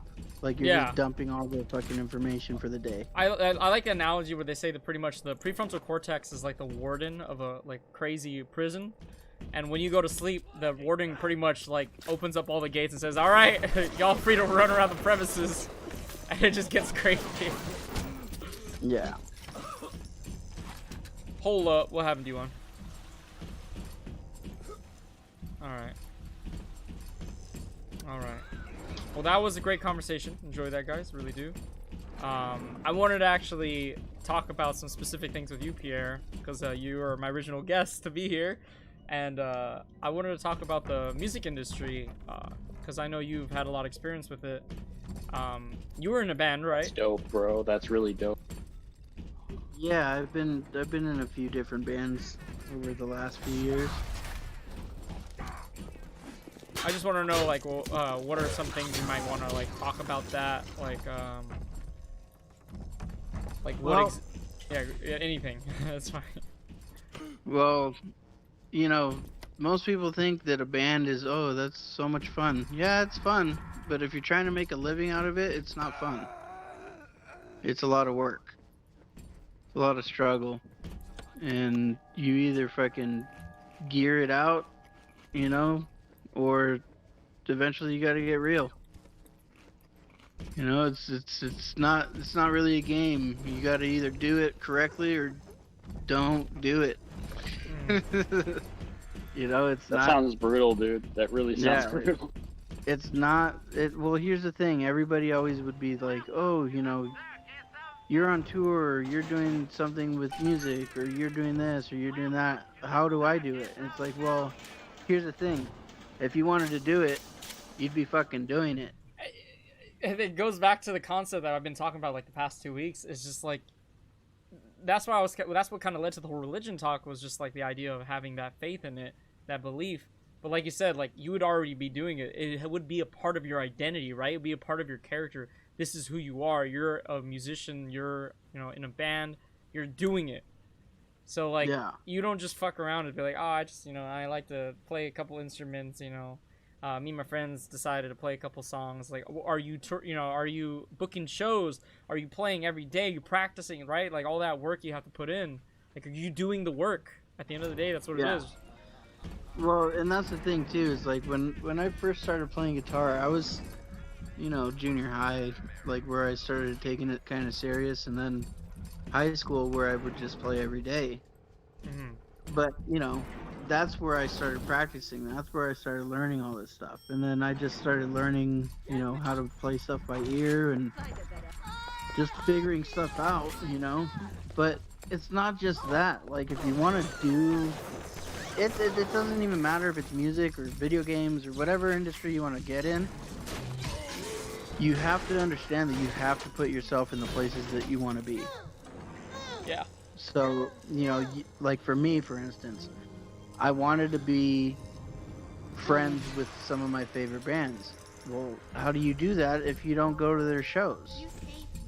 Yeah. You know, so you have to go to their shows, but not just go to their shows and act like a fan, because a fan, that's super pleasing, but at the same time, you want to be treated like you're a person too, you know? Mm-hmm. Like an equal. Exactly. You know, so it's like when you go to a show and you act like a super fan, it's kind of off-putting.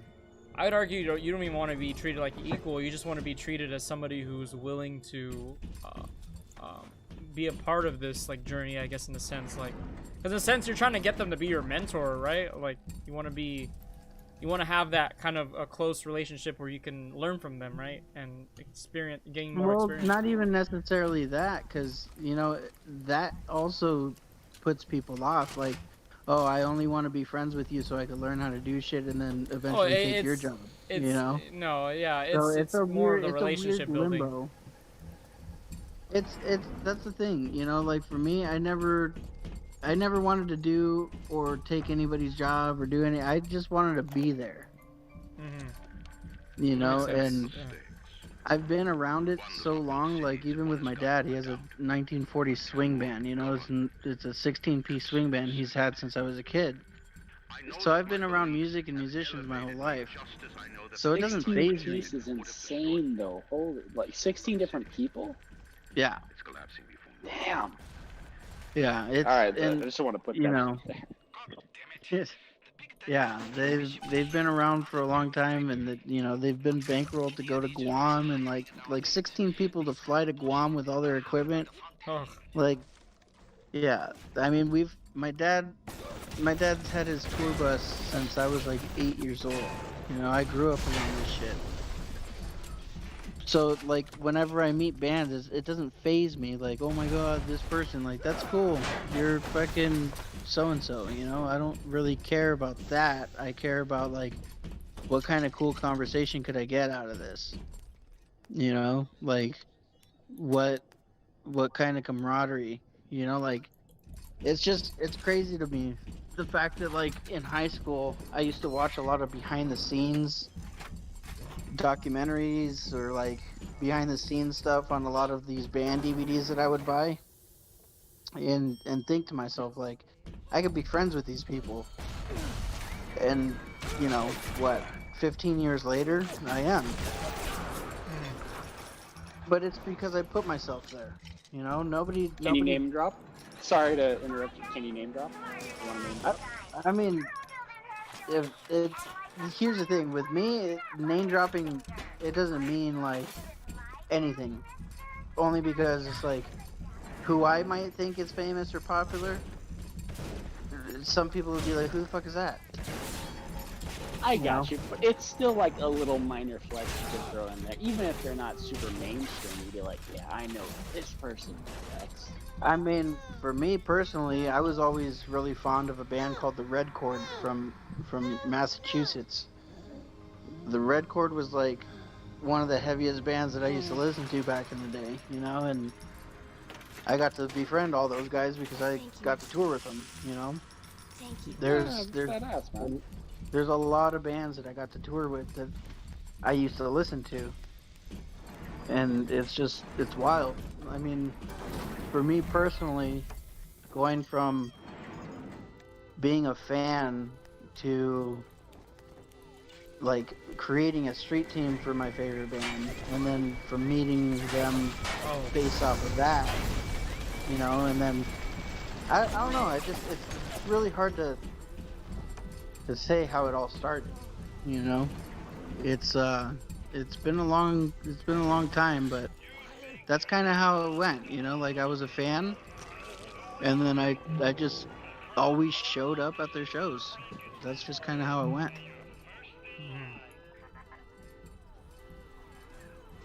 That's badass. I'm also watching Michael like blocking the little sisters away and making a bunch of faces and stuff.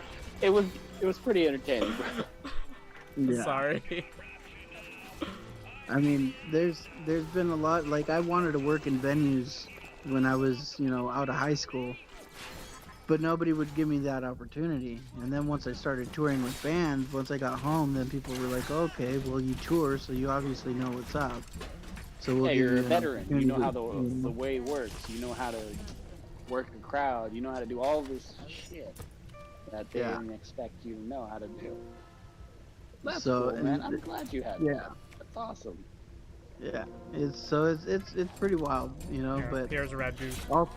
Also seeing friends, you know, from high school. Like I have a friend, his name is Brody, and Brody and I used to make short films in high school. You know, if you had a short film or you had a class project, we would help with that. You know, we would either film it, he would edit it, and then I would edit it, or we would do whatever we wanted to because we had like a video production class, you know. And eventually I went the music route, and Brody ended up staying with film, and now he's a film colorist for, I believe it's Picturehead. And Picturehead, he did like the coloring of the bonus features for Rogue One, Star Wars, and like the bonus feature content for The Irishman, that new Martin Scorsese film. And so it's cool to see friends staying in their respective thing too, you know, and watching them get up to that next caliber. Yeah, they, like you said, they stuck with it, and no, I don't want to say, I think paying off is the wrong word, but they're going where they wanted to be type of thing. Oh no, Brody, it's definitely fucking paying off for Brody. That fool's he's chilling. But it's good, you know.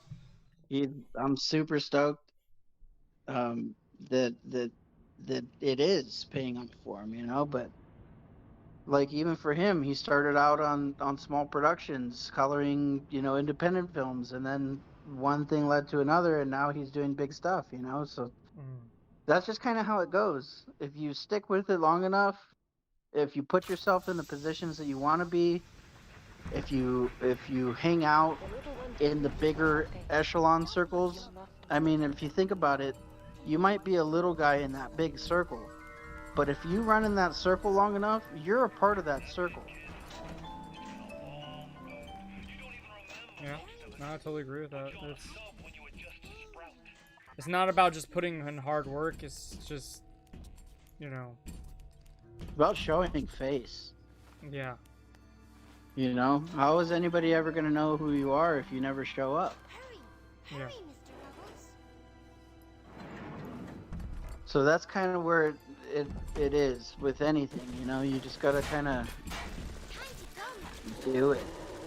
Otherwise, it doesn't mean anything. You could say that you do stuff all day, but unless you're actually doing it, you know, you're not. Like, that's why when you told me that you were starting this streaming venture, I was like, that's cool. And then you are, you know. Mm-hmm. Wow, And I've been getting a bunch of people too. You know, like today it hit me too. I was like, you know what? If I want this to grow, if I want to do more with this, I need to put myself out there. I need to start asking a bunch of people, and I have. I asked like 30 people today. I was like, hey, you interested? You interested? You interested? You know? Yeah. Exactly. Hey, thanks for following Tundra Mystic. I really appreciate it. And that's what's cool, you know, is no matter what level you're at, eventually you'll get to where you want to be as long as you put that work in. You know, like my buddy, he's on Twitch, and he started Twitch maybe like a couple of years ago at this point. Mm-hmm. And he recently just quit his job so that he could be a full-time Twitch. You know, his name is Black great. Mario.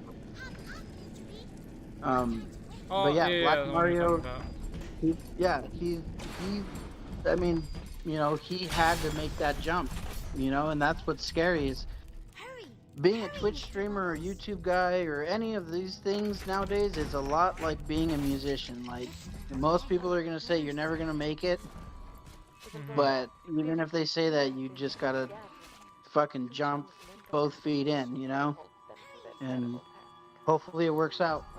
Yeah. No half-assing it, because if you half-ass it, it's definitely not going to work. Yeah. If you have 1 foot in and 1 foot out, like both feet are gonna be in there, you know. It's like, well, I could have done this, but you didn't. You know? It's like, for me, for instance, I did the whole touring thing. I did music. I got to play guitar for a band that I was a fan of in high school, you know, and I got to do their headline tour. You know, so I've done it. No, continue, sorry. I was gonna say something. but at the same time, it's like, now is my priorities have changed, you know?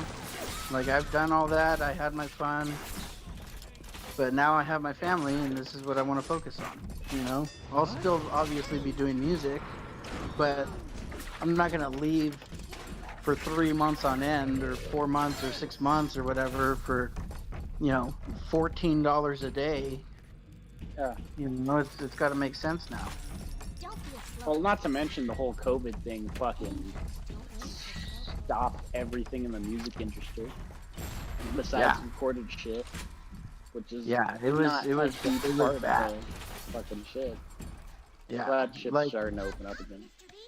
I mean, most concerts are already starting to get announced, and tours are getting announced, and that's great. Like, for the first time in my life, I didn't have to worry about money because of, you know, where I work now, and it's great because, you know, I could actually afford to support my family. But I can't say the same for a lot of my friends who are in these quote unquote, you know, big bands. You know, they're hurting. But now they're about to get back on, you know, but it's just crazy to see, you know, even if you are in a quote-unquote big band, you're still affected. Too long. That's why this Twitch stream and YouTube stuff, that stuff's super smart. I mean, Jamel, aka Jamal, he used to work at Home Depot, and now he's got almost 800,000 followers or subscribers on YouTube. You know, he quit Home Depot. Yeah. Hell yeah, I'd quit Home Depot the second that shit happened. Oh shoot. Hi, Dean.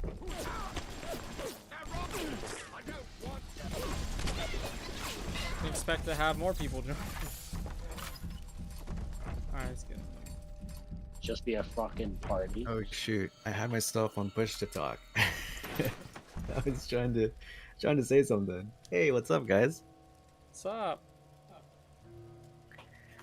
Nice to meet you. Nice to meet you too. I'm Dean. Yeah, I plan to have Dean join for another day too. Yeah, that's pretty much what we do, Dean. Is just and Pierre, if you guys want to join again some other time, is just I play a game and we just have a conversation about life and what it means to live, you know, and the different hobbies we're into, our experience with those hobbies, all those things. Oh, right on, right on. Yeah, I just got out of work, so I saw your message earlier, and I was like, you know what? I kind of wanna play a video game with you guys or something. So Okay. So I just want to hop in and just see. Well, right now we're doing the stream. I got about 20 minutes. I don't know if after I was thinking. I've been wanting to play Dead by Daylight. If you want to play that, I don't know if you're still like that game. But... Yo, I think I still have Dead by Daylight. I can probably download that. I still like playing that. Okay, if you can download the beta version. Do you know how to do the beta? Where is the beta? I do have it on Steam. Let me see.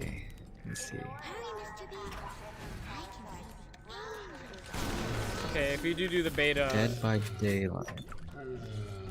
Are you talking about through like the Insider app and shit? Wait, no. So I do see it on Steam. Dead by Daylight. I don't have the DLCs though. Do you recommend any of the DLCs? Until you start getting really into the game, I wouldn't bother with the DLCs. If you want to play a certain killer, the killer DLCs are pretty good. I don't know about any of the other ones because, like the Survivor stuff, you can unlock the Survivor first. Not, I don't want to say easily, just spending the in-game currency though. Oh, I see. Dude, there's a lot of DLCs. Wow. But yeah, do you know how to access the beta though? No, I don't know how to access the beta. How do we access the beta?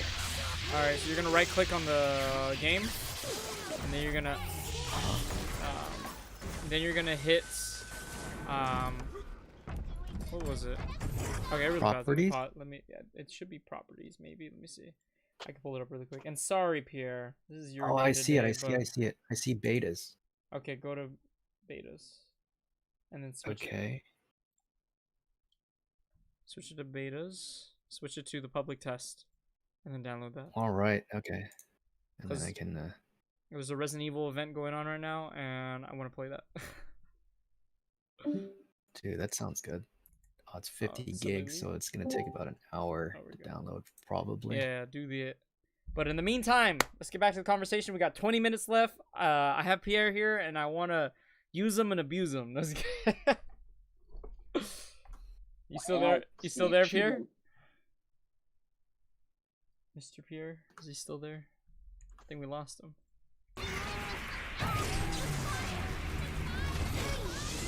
So you gotta sing that song called "Baby Come Back." Baby, come back.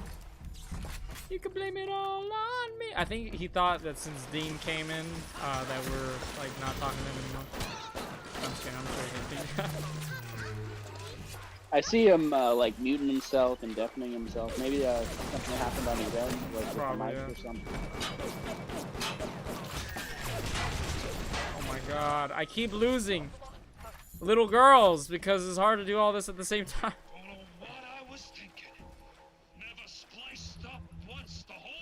Let's go get another little sister. Don't blame us for your failure to protect the little sister. Yeah, you're right. It's alright. Oh, there he goes. Find the vent. Oh, Find that another ain't. little one. I'm sorry. I'm trying. I'm not really using my plasma as much, though. I should start doing that. That's my issue. Where'd she go? Why are you way over there, then, girl?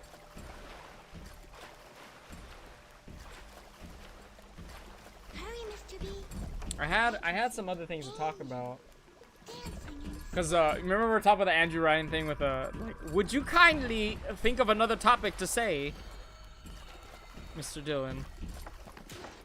But the power of saying no, I wanted to talk about. Do you feel like you have trouble saying no in your life, or are you really good at doing that? Yes, no, maybe so. Sorry, I had myself muted and I walked out of the room. So, power of saying no. I am a bit of a pushover when it comes to being like, yo, no. Oh my god. This I little feel girl's... bad, like, breaking expectations, kind of. You feel bad what? Breaking expectations. Oh, yeah.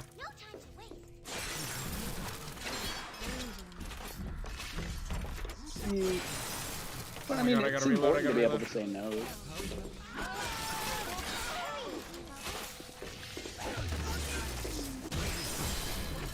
Oh my god! Sorry, I keep losing little girls. Boy. Or rest in peace, girl. Rest in peace, 3 little girls. Good thing Jesus. there's plenty of them.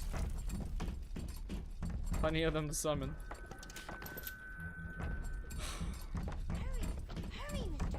Do you want to not say no sometimes? Or do you want to say no sometimes? I mean, No, I think that's the whole point about not wanting to say no is not wanting to break expectations, you know? Not wanting to be like, yo, I wanted help and this guy couldn't give it. yeah. Yeah, it's a whole thing. See, my thing that I had to talk about, I was thinking like, yeah, this might be interesting to talk about before stream. Cheating. Cheating in life and video games. Like, is it satisfying? And I was gonna say, yes, it is. Because I was talking about Civ 5, and Civ 5 and Civ 6 has some pretty interesting little exploits and cheating. What's the difference between an exploit and cheating? What's the difference between exploiting and cheating? Yeah. I would say exploit is more of like the fact where it's not intentional cheating, you just found a loophole. I don't know, like... Obviously talking about games right now, and don't need to bring it all out everywhere. Do you enjoy, if you found an exploit in the game, do you abuse the shit out of it? I don't try to. Oh, shite. Girl, you keep blocking when I'm trying to walk backwards. God, so annoying. Yeah, you're on your own, okay? I'm tired of trying to protect you. You're gonna be killed. Look at this. Look at this. Look at this girl. Is that the? I think that might be the last one. But like I said, remember the last one was like. It's just annoying because she keeps getting in the way. She's just sitting in front of me. I don't have anything. Oh god. But I remember you even said some game that you played recently. There was like, oh yeah, I found a way to get infinite money. Oh, with Fable, yes. Yeah. I don't know. It's something about discovering it on your own. Like, even though people say it's about the journey and not the final destination, something about discovering a way to like trivialize an aspect of the game is just, it's fun. Better for the girls to be with Like, you went out of your way and you found it out yourself. Alone in the crawling darkness. You feel what I mean? Yeah. You mean what I feel? I heard something about where they said it's not about just the journey, though. It's about the purpose of the journey. Purpose of the journey? Yeah. Like, yes, an adventure is always fun, but at the end of the day, if you're just going on adventures your whole life, was there any meaning to your life? Only the little ones can open these. Is there a Sorry, payoff? Yeah. No, I just crawled into that I fire, can feel hello? where you're coming I have like no ammo or anything. I'll fight the final boss right now. from. Well, at least it's a final boss, so there's some stuff on the ground. Free stuff. I always like that in even though in Nearby. games, like one way to look at it is like, oh, was all the hoarding I did for nothing?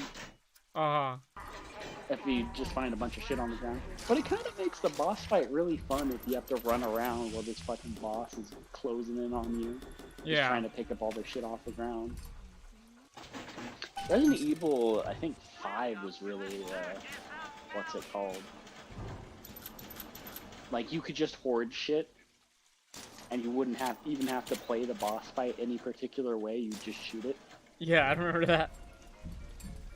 No, I'm thinking of 6, actually, the one where there's 3 different groups to play through as. But you could hoard in 5 and 4, right? Probably, yeah. I know 5 you could hoard and go on different missions. Yeah. Yeah. I remember why did I do 4 that? definitely had those scenes too, where you could just stand still and shoot during boss fights if you hoarded enough. You wouldn't even have to play the boss fight in a particular way, and there was like little cool things you could do. Uh-oh. Final boss. 6 was a good Resident Evil game.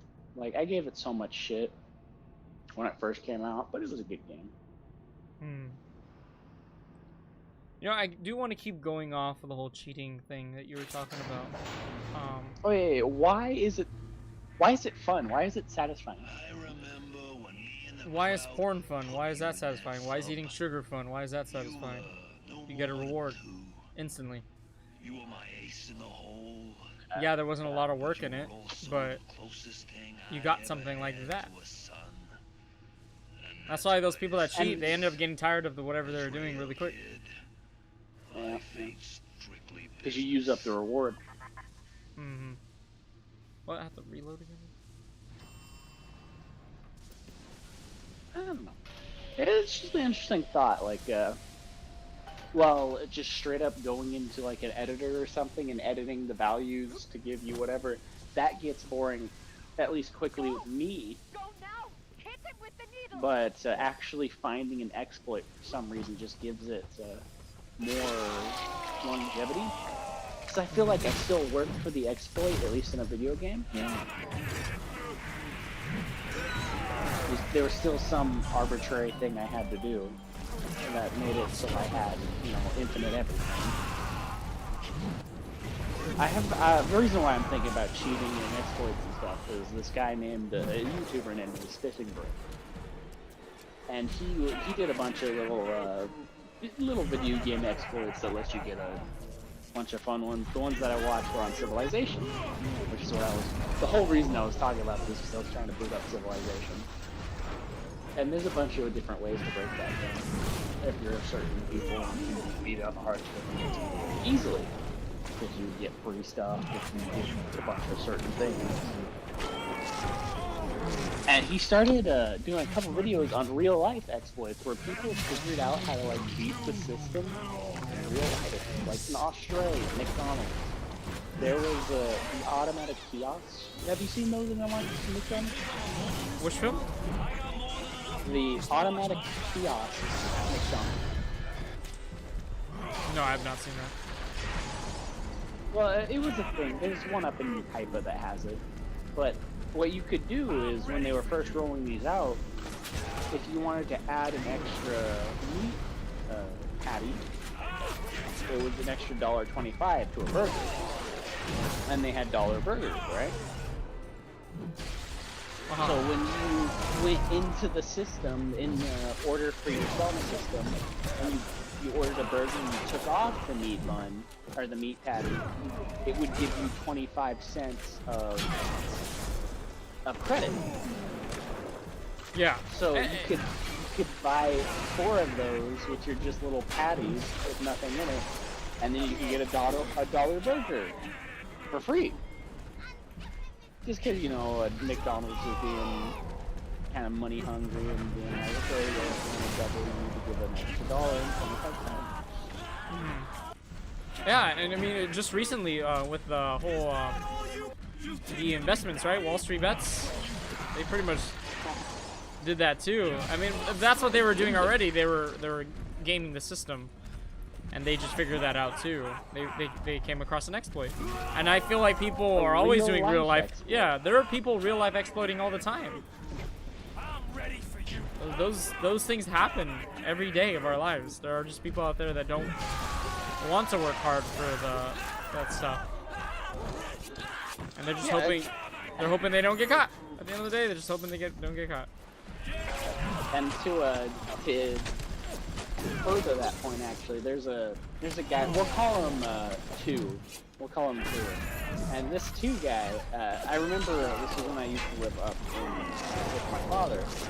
I used to do outdoor work. You know, it was hard, it sucked. It was 100-something degree weather all the time. You were sitting in the sun as you're laying down grass, fucking laying tile, etc. And this guy, he was talking to me. I don't hate the guy, but it definitely annoyed me that I was sitting there busting my ass. And actually, right now, he's sitting in a big two-story house that he owns because he was good at and enjoyed just gaming the system, getting money that he didn't earn, basically. And that's another interesting concept, earning money. Mm-hmm. And it kind of I'll just say it kind of goes to the concept of the whole familiarity breeds contempt. You just get you get so used to having everything you want just give it to you and everything that you start just seeing it as below you, and you start seeing everything below you, and you ruin your own psychology because you know you didn't earn anything. You didn't your mind is constantly saying, okay, I need to work hard towards something, but then you keep giving yourself something really easily. That's why they said if somebody was to just say everything you ever wanted to happen, everything was just a snap of a finger, you'd go crazy. Dude. What's up? Twilight Zone. Yeah. They had that episode. Stab him! Damn, that girl. God damn. Jesus Christ. I'm so ready to play Civ 6. I've got 0.1 gigabytes.